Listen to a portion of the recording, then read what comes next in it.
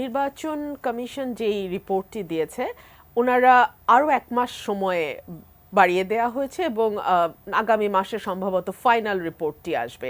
তার আগে আমরা যেই বিষয়গুলো দেখেছি যে একটি নির্বাচন যেটি অতীতে আমরা দেখেছি 3টি নির্বাচন পরপর হয়েছে, যেই নির্বাচনগুলো ভয়াবহ রকম কারচুপিপূর্ণ ছিল, যেই নির্বাচনগুলোতে মানুষ কেউ ভোট দিতে পারেনি, যেই নির্বাচনগুলোতে ফলাফল আগেই নির্ধারিত হয়ে গেছে, এরকম নির্বাচন ঠান্ডা মাথায় আয়োজন করবার জন্যে এই নির্বাচন আয়োজনের সঙ্গে যারা সরাসরি যুক্ত, নির্বাচন কমিশনের কথা আমরা বলছি, তাদেরকে আইনের আওতায় আনা এবং বিচারের আওতায় আনবার একটি সুপারিশ করা হয়েছে।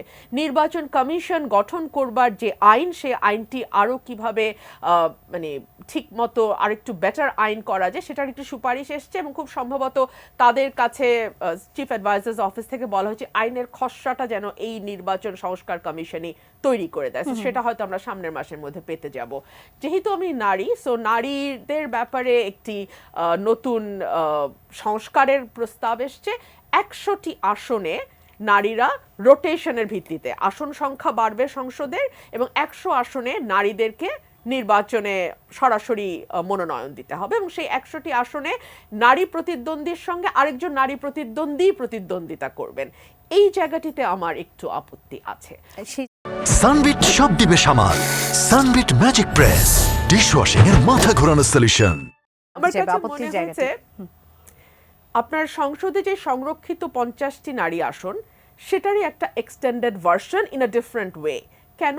বিকজ আপনার দলগুলোর উপর যদি এরকম চাপ তৈরি করা যেত যে আপনাকে অন্তত 1/3 আসনে, 300 আসনেই থাকলো, 1/3 আসনে ন্যূনতম নারীদেরকে মনোনয়ন দিতেই হবে ডিরেক্ট ইলেকশনে, প্রতিদ্বন্দ্বী পুরুষ হোক, নারী হোক কিংবা তৃতীয় লিঙ্গের হোক, কিছু যায় আসে না রে ভাই।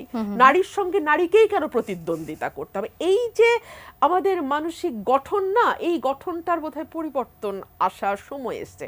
সো আমার কাছে মনে হচ্ছে এটা ওই রিজার্ভ সিটেরই একটা এক্সটেন্ডেড ভার্সন। এটা না করে বরং দলগুলোর উপর সেই চাপ দেয়া হোক, কারণ আমাদের দলগুলো বিএনপি, আওয়ামী লীগের মতন বড় রাজনৈতিক দলগুলোতে নারী প্রতিদ্বন্দ্বী হতে পারে এমন নারীর সংখ্যা কিন্তু অনেক। এলাকায় জনপ্রিয়তা আছে, এলাকার সঙ্গে যোগসূত্র আছে, এলাকার সঙ্গে কন্টিনিউয়াস কানেকশন মেনটেইন করে, এলাকায় রেগুলার ভিজিট করে এবং একই সঙ্গে সংসদে যাবার এবং সংসদের পলিসি মেকিংয়ে ভূমিকা রাখবার মতন যোগ্যতা সম্পন্ন নারী যে একেবারেই কম তা কিন্তু না, যথেষ্ট আছে। সো এই নারীদেরকে যদি আপনি একটু পুশ করেন, তাহলে দলগুলোকে একটু পুশ করেন, তাহলে কিন্তু নারীরা উঠে আসতে পারে। দলগুলোর মনোভাবটা আগে চেঞ্জ করতে হবে নারীদের প্রতি এবং সুযোগ সৃষ্টি করে দেওয়ার একটা বিষয়। আর সংবিধান সংস্কার কমিশন তো অনেকগুলো সংস্কারের প্রস্তাব এনেছে।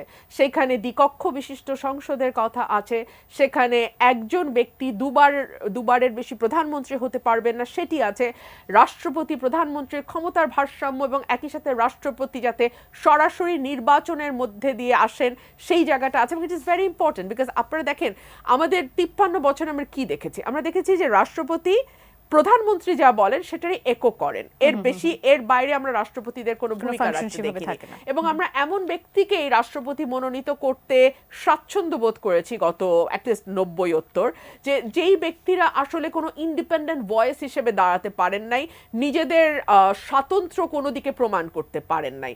সো এটারই যদি ধারাবাহিকতা চলতে থাকে তাহলে কোনো মেক সেন্স করে না। সে কারণে রাষ্ট্রপতি এবং প্রধানমন্ত্রীর ক্ষমতার ভারসাম্য ইজ ভেরি ইম্পর্টেন্ট।